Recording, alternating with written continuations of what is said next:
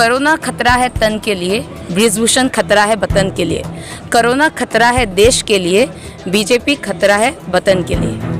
सदन में घुस के ठोकना होगा ऐसे लोगों को। कौन से नेता है? बलात्कारी नेता। ये क्या आदर्श देंगे? ये तो पीड़ित करेंगे, बलात्कार करेंगे। सरकार को खाड़ फेंकेंगे जब तक हमारे बहन बेटियों को न्याय नहीं मिलेगा, जब तक हम यहाँ से जाएंगे भी नहीं। अंगूठी के निशान से सरकार बनती है और एक अंगूठी के निशान से सरकार उखाड़ कर फेंका भी जा सकता है। मैं पंकज कुमार और आप देख रहे हैं वीपी जोश और हमारे साथ हमारे शो की कैमरा पर्सन इसके इस्माइल। तो आज हमारी टीम दिल्ली के जंतर मंतर पहुंच चुकी है। तो आप सामने देख सकते हैं कि एक धरना प्रदर्शन चल रहा है। धरना इस बात के लिए हो रहा है कि आज हमारे देश के, हिंदुस्तान के धाकर पहलवान और ओलंपिक मेडलिस्ट के पहलवानों ने एक आरोप लगाया है देश के और यूपी के केसरगंज से सांसद ब्रिजभूषण शरण सिंह के खिलाफ। आरोप ये है कि उन्होंने नियम के विरुद्ध जाकर यौन उत्पीड़न का आरोप लगाया उनके खिलाफ। तो आगे जानते हैं लोग इनके बारे में क्या बोलते हैं। जो देश की बेटियां हैं जिन्होंने उत्पीड़न का आरोप लगाया है WFI का चेयरमैन ब्रिजभूषण शरण सिंह के खिलाफ, तो हमारी बेटियां सड़क पे कब तक न्याय मिलेगा उनको? ये सरकार अंधी बहरी गूंगों की सरकार है। देखी जाए एक बलात्कारी जिसपे 38 केस दर्ज हो रखे हैं, उस पर कोई कार्रवाई नहीं करी। बेटियों का क्या हाल हो रखा है। आज हमारी जो देश के लिए मेडल लाने वाली बेटियां आज यहाँ फुटपाथ पे बैठी हुई हैं, लेकिन सरकार एक नारा दे रही थी बेटी बचाओ। अरे कैसा तुम्हारा नारा है? आज हमारी बेटियों के साथ क्या हो रहा है? और एक बलात्कारी वो आराम से बोल रहा है और वो ये कहता है कि एक मेडल 15 रुपए का आता है, उसकी ये औकात है। तो जब देश की ऐसी घटिया सरकार है तो कैसे इस देश का भला हो सकता है? क्योंकि हमारी बच्चियां आज रो रही है, कोई सुनाई करने वाला नहीं है। तो इसलिए मैं कहता हूँ सारे लोग सभी देख रहे हैं, सभी चुप हैं, लेकिन समय आने पर इस सरकार को, मोदी रूपी सरकार को उखाड़ फेंकेंगे। आप क्या बोलेंगे सर? हम इस सरकार को खाड़ फेंकेंगे जब तक हमारी बहन बेटियों को न्याय नहीं मिलेगा, जब तक हम यहाँ से जाएंगे भी नहीं। हम सरकार से मांग करते हैं कि उनको न्याय मिलना चाहिए। अगर न्याय नहीं मिले तो संसद में हम आकर कूच करेंगे। तो सरकार बोले आप लोग बैठे रहिए, कुछ नहीं होने वाला है। बिल्कुल हम यहीं बैठे रहे, हम कहीं नहीं जाने वाले जब तक न्याय नहीं मिलेगा।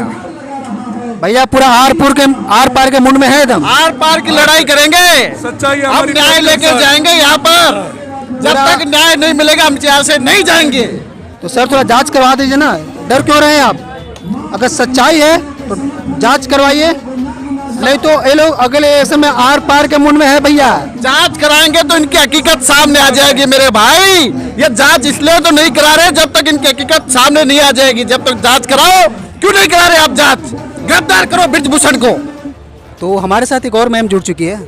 आप देख सकते हैं कि पूरी तरह से भारतीय संस्कारिक नारी की तरह देख सकते हैं। तो आए हैं ये जो ओलंपिक मेडलिस्ट के जो पहलवान हैं उनके सपोर्ट में आए हैं।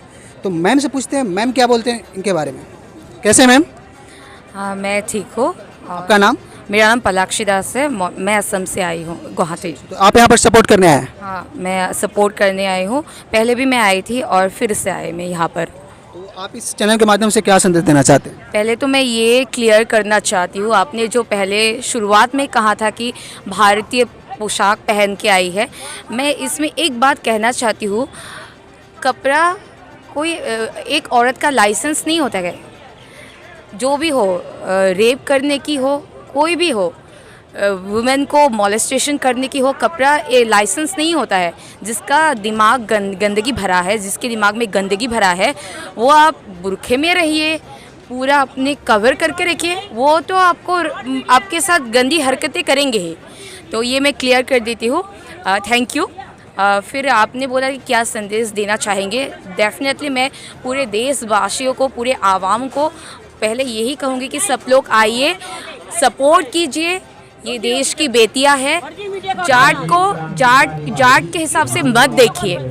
मैं पहले इससे शुरुआत करूंगी। बेटियों की सुरक्षा से शुरू हुई सरकार ब्रिजभूषण पर अटक गई। बेटियों की बात करने वाली मोदी जी रास्ते में ही भटक गई। तो मैम आप बोल रहे हैं कि जैसे बेटियां सुरक्षित नहीं है, तो आप सुरक्षित हैं? नहीं, आप तो अब सुरक्षित यहाँ पर दिख रहे हैं। सुरक्षित नहीं हूँ तो इसलिए आई हूँ ना यहाँ पर, इन लोगों के सपोर्ट करने के लिए आई हूँ। सुरक्षित मतलब क्या है? आपको मेंटली भी सुरक्षित होना चाहिए ना, फील होना पड़ेगा। सुरक्षित मतलब कि किसी ने रेप किया, आपको मॉलेस्ट किया, अत्याचार किया, रोना धोना, वो तो है ही, लेकिन आप जो मेंटली एक टॉर्चर रहते हैं ना, हम लोग सुरक्षित नहीं है। हमारी बहनों के साथ ये हो रहा है, हमारी बेटियों के साथ ये हो रहा है। जो मेंटली एक सोच ना, थिंकिंग है ना, उसी से हमको लगता है हम लोग सुरक्षित नहीं है। अगर सुरक्षित होते तो गुजरात में इतनी महिला कहाँ गए। मोदी जी को कहते हैं कि धरना पे हमारी रेसलर बैठे हुए हैं, तो मोदी जी कहते हैं केरला स्टोरी देखो। मोदी जी को कहते हैं कि वो लोग न्याय मांग रही है, तो मोदी जी कहते हैं केरला की हिंदू बेटी खतरे में है। तो ये भी तो हिंदू बेटी है ना, ये कौन है। मुस्लिम से डर नहीं लगता है, बीजेपी से लगता है। मुस्लिम से डर नहीं लगता है, बृजभूषण से लगता है। कोरोना खतरा है तन के लिए, बृजभूषण खतरा है वतन के लिए। कोरोना खतरा है देश के लिए, बीजेपी खतरा है वतन के लिए। तो इनको डर मुस्लिमों से नहीं है, इनको डर है बीजेपी से और बीजेपी के लोगों से। मैम ये तो जांच का विषय है, जांच चल रही है यहाँ पे। जाट, हाँ, बृजभूषण सिंह के खिलाफ। देखिए पहले तो मैं ये बोलूँगी, उन लोगों को तो यही दिखेगा, उन लोगों को तब चुभेगी। मैं एक एग्जांपल देती हूँ, जब स्मृति ईरानी की बेटी को किसी ने टॉन्ट मारते हैं तो उनको उनकी मतलब ममता जाग उठती है। यहाँ पर बेटियाँ महीनों से बैठी हुई है, उनकी ममता कहाँ गई। वो पार्लियामेंट में क्या कर रही है, गोबर दे रही है क्या, उनको दिखाई नहीं दे रहा है। उनकी बेटी ये बेटियाँ नहीं है, जब मेडल लाती है ये बेटी है, जब परेशान होती है, जब न्याय की गुहार लगाती है, तब ये लोग नहीं पहचानते हैं। तो इन लोगों की यही रवैया है। इन लोगों के साथ अगर इन लोगों की फैमिली वालों के साथ कुछ होता है तो खून मतलब गर्म हो जाता है, तो ममता जाग उठती है। अगर दूसरे की बेटियों के साथ होता है, पूरे देश की बेटियों के साथ होता है, तो चलो कोई बात नहीं, धरने पे बैठे रहे, ऐसे ही मरे, उन लोगों को कोई फ़र्क नहीं पड़ता है। उन लोगों को याद रखना चाहिए, एक अंगूठी के निशान से सरकार बनती है और एक अंगूठी के निशान से सरकार उखाड़ कर फेंका भी जा सकता है, तो ये भूलना नहीं चाहिए। तो इसलिए मैं बोलती हूँ कोरोना खतरा है तन के लिए, बीजेपी खतरा है वतन के लिए। ये देश के चैंपियन कब तक सड़क पर रहेंगे? जब तक इनको न्याय नहीं मिल जाता तब तक रहेंगे। मैं 30 दिनों से देख रहा हूँ, इनको अब तक न्याय नहीं मिला। बताओ, मतलब जब ये गोल्ड मेडलिस्ट, अंतर्राष्ट्रीय मेडल लाने वाली, हमारी विश्व की गरिमा बढ़ाने वाली, जब महिलाओं के साथ ये अत्याचार हो रहा है, तो हमारे गांव में जो बहन बेटियां बैठी है घर में, तो उनके साथ वो कैसे न्याय के लिए आएंगी। सब लोग माँ बाप सोचते हैं कि मेरी बेटी बड़ी होकर देश का नाम रोशन करे, इनके राह पे चले। जब राहों में ही कांटे दिए जाएंगे खुद के द्वारा ही, तो मैं ये पूछना चाहता हूँ, कौन माँ बाप अपनी बेटियों को आगे भेजने से भी कतराएगा। बताओ, उनके अंदर भी डर पैदा किया जा रहा है। तो मैं यही गुहार लगाऊंगा कि सरकार गूंगी बहरी मत बने, क्योंकि है ना, जब जनता जागती है तो सरकार भागती है। सरकार बोलेगी जिस पर जबरदस्त कार्रवाई होगा। किस पे कार्रवाई होगा? अगर आरोप सही साबित हो गया तो कार्रवाई तो होगा सर। क्यों नहीं कर रहे? मान लो जांच तो चल रही है सर, FIR दर्ज हो चुका है। FIR हो गया ना, तो आगे का प्रोसेस चल रहा है। पोस्को एक्ट में 24 घंटे के अंदर गिरफ्तारी होती है। तो मैं ये पूछना चाहता हूँ मोदी जी से कि कौन सी 555 की मुगली घुट्टी पिला रखी है इन लोगों ने, जो मतलब इनकी या तो वो नहीं सुन रहे या वो नहीं सुन रहे। तो मैं ये कहना चाहता हूँ, जब जनता ने वोट देकर 14 में 19 में 2 बार चुना, आप दिए थे वोट? दिए थे, तभी तो आँख खुला है, तभी तो आया हूँ।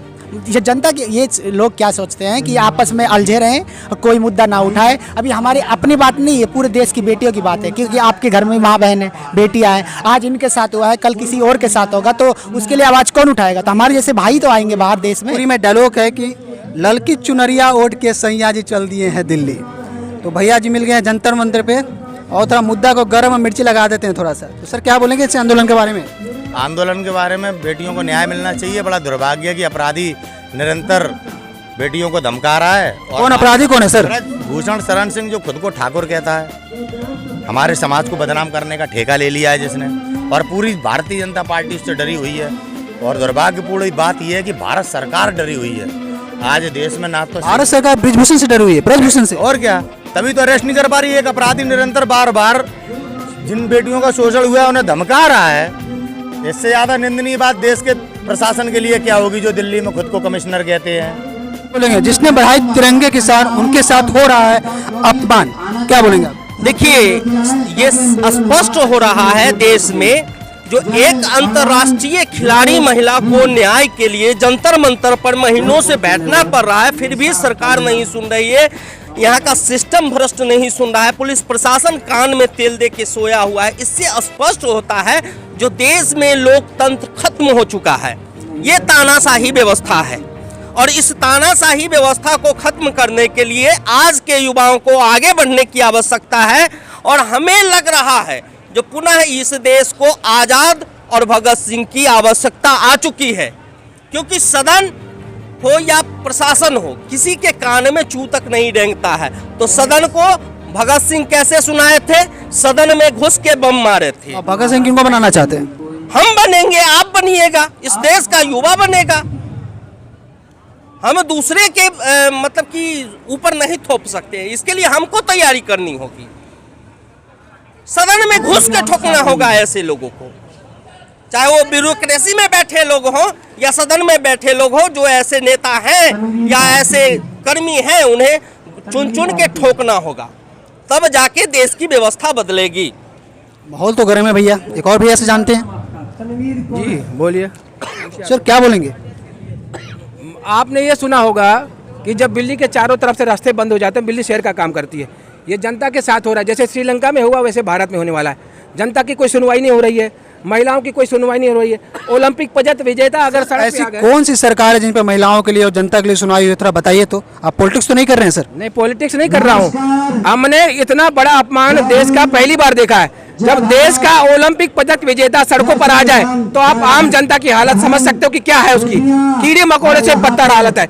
जब ओलंपिक पदक विजेता धरने पर बैठे हैं, उनको न्याय नहीं मिल रहा है, तो आप समझ सकते हो कि देश की आम जनता की हालत क्या बुरी होने वाली है। ऐसा शासन मैंने आज तक नहीं देखा। तानाशाही कैद हो गई। सर ये हर सरकार में होती है, कुछ एक घटना निकल जाती है तो उस सरकार के खिलाफ लोग खड़े हो जाते हैं, नहीं ये सरकार ऐसे कर रही है। ये जनता नेता क्यों चुनती है? नेता का आदर्श होता है कि जीवन में आदर्श बनाएगा कि, और इनके पास कौन से नेता हैं? बलात्कारी नेता। ये क्या आदर्श देंगे?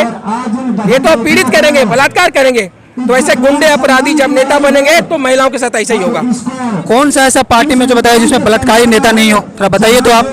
वो साफ सुथरी सरकार आनी चाहिए। पहले तो ठीक थी, ये पहले कहते हैं चोर थे, अब ये डकैत आ गए हैं। ये खुलेआम डकैती करते हैं। मतलब बोला जाए तो कोई सरकार अच्छी नहीं है। पहले क्या होता है कि पैसों के बल पे चुनाव लड़ा जाता है, और पैसा जो गलत तरीके से कमाता है वही चुनाव लड़ता जीतता है। जब तक एक सामान्य आदमी नहीं आएगा सत्ता में जो कम पैसा खर्च करता है। केजरीवाल 45 करोड़ का बिल्डिंग बना दिया। वो आपको 45 करोड़ की बिल्डिंग दिखाई जा रही है, लेकिन आपको संसद भवन नहीं दिखाया जा रहा है। आपको हमारे शिवराज सिंह मध्य प्रदेश का 100 करोड़ खर्चा कर किए हैं। 5000 ऑफिस इनके करोड़ों के बने भाजपा के। सर 45 करोड़ का बिल्डिंग बनाना, वो बोलते हैं मैं अपने आप को आम आदमी बोलता हूँ, इसलिए आम लोगों ने उनको चुना। भैया ये आम आदमी है, ये मोटरसाइकिल पर साइकिल पर चलने वाले हैं, लेकिन फटाक से 45 करोड़ की बिल्डिंग बना दी है और दिखा दिया देखो हमसे बड़ा आदमी कोई ये नहीं। ये क्या है? सत्ता पक्ष की बात नहीं बताते हैं। ये सत्ता के लोग कितनी मलाई खा रहे हैं। अगर विपक्ष का कोई भी प्रधानमंत्री या वो बन गया मुख्यमंत्री, उसका 45 करोड़ चलता है। इनसे 8400 करोड़ का जहाज नहीं दिखता। इनके पीछे जो पब्लिक चलती, जो सुरक्षा चलती है, उसमें कितना खर्च होता है? 45 करोड़ सही है गलत है बस बता दीजिए। वो तो जानबूझ के बनाया गया लगता है। वो तो हमने भी एस्टीमेट नहीं निकाला। इन्होंने बोला, IT सेल के लोगों ने बोलना शुरू कर दिया, जनता ने मानना शुरू कर दिया। ये तो गलत फहमी फैलाते हैं। तो ब्रिजभूषण सिंह बोल रहे हैं कि जानबूझ के हो रहा है। क्या ब्रिजभूषण सिंह बोल रहे हैं कि ये भी जानबूझ के कहानी मनगढ़ंत बोली जा रही है। वो तो अगर ओलंपिक पदक विजेता के साथ ऐसा हो रहा है, इनको सम्मान की जरूरत है। ये चाहते कि हम अपमान सहने के लिए यहाँ बैठे, इनकी मजबूरी होगी, इनके साथ घटना हुई होगी, आगे किसी के साथ ना हो, इसलिए जवान इधर आए हैं लोग। सर बिल्कुल सही बात है। अगर हमारी बेटियां सुरक्षित नहीं रहेगी तो आपका जो नारा है बेटी बचाओ बेटी पढ़ाओ कैसे पूरा होगा? सर जैसे ही जंतर मंतर पहुंचे साक्षात बापू जी का दर्शन हो गया। रे भैया हमको पूरा विश्वास नहीं था कि बापू जी अभी तक हैं, लेकिन चलिए बापू के स्वरूप में आ चुके हैं। तो बापू जी आपका नाम क्या है? पहले तो आपको प्रणाम करते हैं हम आपको। मैं आपका धन्यवाद करूंगा आपके चैनल को, आप जो सम्मान दे रहे हैं। और मेरा नाम शैतान सिंह है, जिला महेंद्रगढ़ हरियाणा का मैं स्थायी निवासी हूँ और बस ही मेरा गांव है। ये जब बेटियां हैं, अब सरकार का नारा था बेटी बचाओ बेटी पढ़ाओ। जब ये बेटी विदेश में जाके तिरंगा लहरा के विदेश में डंका बजाया, इनने मेडल लाई, ये पूरे देश की बेटी। अब ये हरियाणा की बेटी है, जाति विशेष की बेटी होगी। ये देश का गौरव बढ़ाया इनने, देश का नाम रोशन किया है। ये महिला प्रधान में इतिहास में नाम रचा है। अब इनके साथ जो घटना हुई, अब ये न्याय के लिए आज जंतर मंतर पर 1 महीने के बाद बैठी। ये सरकार जब इनको मेडल लाई देती, सरकार ने इनकी बहुत बढ़ाई की। अभी न्याय की बात आओ, इनके साथ जाती हुई सरकार की सुनाई करनी चाहिए। अगर नहीं करती है तो अगले आने वाले चुनाव में इसका बड़ा खामियाजा भुगतना पड़ेगा। आपके चैनल को मैं धन्यवाद करता हूँ, आपने जो बाइट ली है वो जनता के सामने दी जाए और ये सबको ये बताया जाए कि क्या बोल रहे हैं, इसको यही नहीं दबाया जाए। अब सोशल मीडिया ही इस आवाज़ को उठा रहा है, नेशनल मीडिया तो अडानी मीडिया, मोदी मीडिया। बाबू एक बार आशीर्वाद दे दीजिए आप प्लीज़। मैं आपको आशीर्वाद देता हूँ, आपका सोशल मीडिया आने वाले समय में देश का सोशल मीडिया की कीमत होगी और ये नेशनल मीडिया का भट्टा गोल हो जाएगा, इसको कोई नहीं पूछेगा। बापू धन्यवाद। बापू जी आपको प्रणाम।